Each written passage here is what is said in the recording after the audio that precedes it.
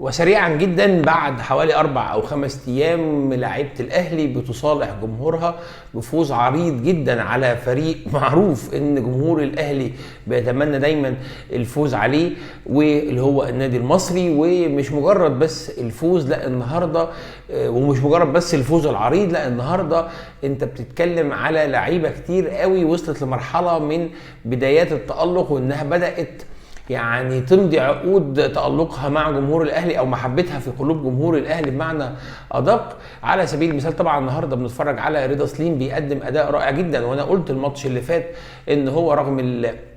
الهزيمه ورغم من اضاعه الفرص ورغم شويه تمثيل عمله في كام كوره الا ان هو لعيب هيجي منه كويس جدا. بيرسي ده النهارده بيعود للتألق من جديد بعد فتره كان فيها مهزوز شويه. النهارده امام عاشور برضو يعني بيأكد كلامي بتاع ماتش الاتحاد العاصمه ان امام عاشور لعيب كويس جدا وهيفيد الاهلي، والحته دي كانت نقصانه، اللي هو بيديك شكل من اشكال عمرو السوليه في قمه توهجه في فترات كتيره الاهلي عدى عليها، والحته دي كانت نقصانه ان انت عندك لعيب يقدر يقوم بالدور الدفاعي والهجومي ويقوم بدور البلاي ميكر، رغم ان الفتره بتاعت بدايه الشوط الاول او في فتره كبيره من الشوط الاول كانت الحته دي واقعه شويه، ان عندك واحد ببيعمل عمليه الربط بين نص الملعب وبين خط الهجوم. ولكن الشوط الثاني ومع نهايه الشوط الاول بدا يعني يتحرر اكتر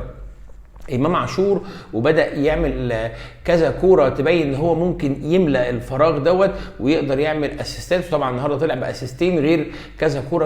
كوره حلوه جدا في وسط الماتش. ايضا التألق الشديد جدا ل إليو ديانج النهارده في النواحي الدفاعيه، لان انت بتتكلم ان كوكا وهو علامه استفهام بتاعه الماتش ونزوله النهارده لان ما اعرفش مروان عطيه بقى مصاب، هو عايز يجربه وشاف الماتش سهل، الله اعلم ايه السبب ان هو لعب على مروان عطيه. ولكن النهارده طبعا كان تايه في الملعب بشكل كبير، ويعني ليه عذره كلاعب صغير ولعيب ناشئ. ولكن وامام عاشور طبعا كانت واجباته الهجوميه اكتر، فكان ديانج هو الرئه الكبيره اللي شايله خط النص وبيحاول يربط بينه وبين الدفاع، وكان بيحاول يربط بينه وبين برضه خط الهجوم. فالنهارده لعيبه كتير تألقت ولعيبه كتير قدرت ترجع للمستوى بتاعها، وكانت بدايه صلح لجمهور الاهلي او صلح من اللعيبه لجمهور الاهلي بعد الاداء والنتيجه السيئه جدا يوم الجمعه اللي فاتت قدام النادي اتحاد العاصمه الجزائري. والنهارده هذا الفوز العريض اعتقد بدايه لعوده التألق، لان في كذا نقطه عايز اثيرها يعني تبين قد ايه الوضع اختلف بين يوم الجمعه وبين النهارده الثلاث رغم مرور 4 ايام فقط، وكان فيهم سفر من السعوديه للقاهره لاسكندريه. ولكن واضح ان في نوع من انواع اللياقه بدات تزيد، فهل هو لياقه فعلا بدات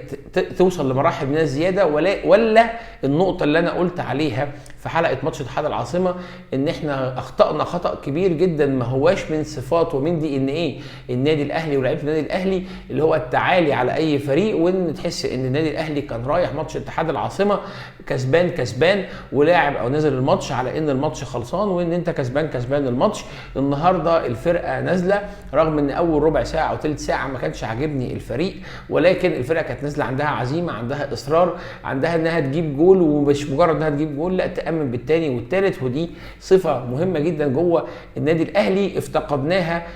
في فترات كتيره جدا من الماتشات الاخيره. طبعا الموسم اللي فات هنقول انها كانت ماتشات تحصيل حاصل، لكن خوفنا ان اتحاد العاصمه او ماتش اتحاد العاصمه يكون استمرار لدوت، ولكن النهارده الوضع اختلف تماما. طبعا برضو كولر النهارده كل الاخطاء اللي هو تعامل بيها الماتش اللي فات والافكار والتغييرات الغريبه اللي هو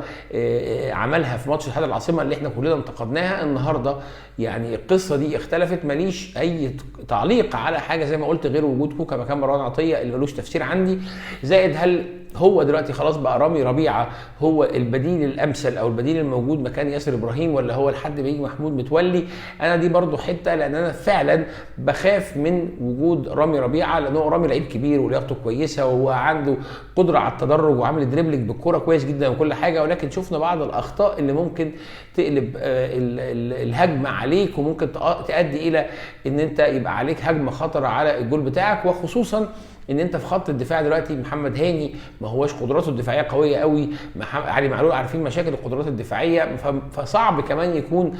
رامي ربيعه هو عبد المنعم اللي شايل الدفاع، ورغم ان عبد المنعم طبعا يشيل يعني اجعصها دفاع زي ما بيقولوا، ولكن برضه عبد المنعم ساعات ليه شويه كده.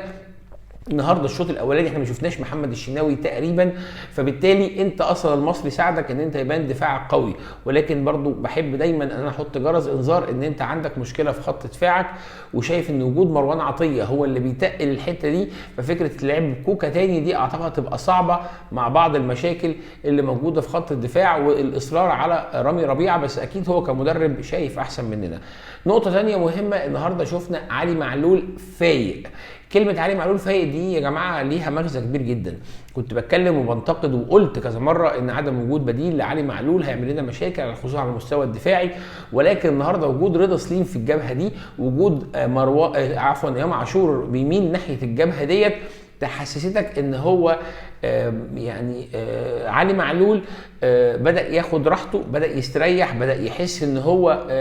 بيلعب بشكل فيه اريحيه اكتر، فما بانش ان هو متوتر، ما بانش اخطائه الدفاعيه كتير. كل ده كان نقط مهمه جدا شايف انها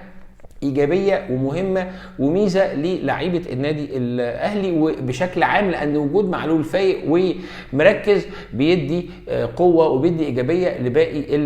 الفريق. طبعا موديست انا مش هحكم عليه، موديست يعني على راي كولر قال تصريح بعد الماتش، انا شايف ان هو تصريح يعني معبر جدا، ان موديست لحد دلوقتي ما يعرفش اسماء اللعيبه. هتقول لي ما بانش، هقول لك ما ينفعش واحد يجي من الدار للنار، انت كنت بتلعب في الدوري الالماني والدوري الفرنسي،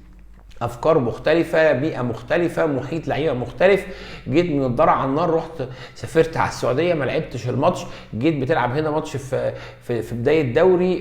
اللعيبه لسه ما اتمرنتش معاها كتير، لسه مش حافظ اسمائها، لكن هو لعيب قوي بيتحرك، بينزل يستلم، بيرمي نفسه جوه ال 18 عشان يشد معاه 2 3 مدافعين. يعني شفنا في بعض الحالات الدفاعيه الاهلي بدا يدافع بحاله 4-5-1، ودي كانت حاله صعبه جدا انت تدافع بيها قبل كده بسبب عدم وجود راس حربه قوي يقدر يشد 2 مدافعين معاه. يعني لما كان يكون موجود صلاح محسن او كهربا السنه دي او السنين اللي فاتت محمد شريف، كنت دايما ممكن تلاقيه ياخد معاه مدافع واحد، لكن كنا شايفين النهارده قد ايه ان موديست واخد 2 مدافعين معاه دايما، ودي نقطه مهمه جدا انت تحطها في الاعتبار. هو النهارده ما كانش بمستوى تقدر يكون مبشر، ولكن طبعا انت بتتكلم على واحد اول مره يلعب في بيئه جديده، يعني هو مثلا ما كانش بيلعب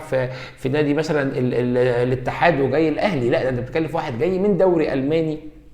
لدوري مصري، نقله حضاريه كبيره جدا مع لعيبه ما اتمرنش معاهم 4-5 تمرينات ما يعدوش على صوابع الايد الواحده، ومره واحده لقى نفسه من الدار على النار، فبالتالي ما هوش حكم عليه وما ينفعش يكون حكم عليه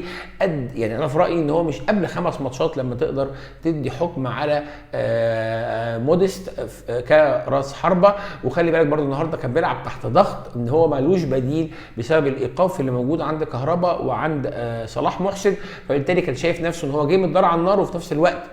اي مشكله هتحصل او اي اصابه او اي انذار او طرد لا قدر الله اي حاجه من دي او اي مستوى وحش هيطلع مفيش بديل غيره يقدر ينزل، فهو مضطر مكمل. دي كلها ضغوط لعب بيها او تحتها النهارده، فما تقدرش تدي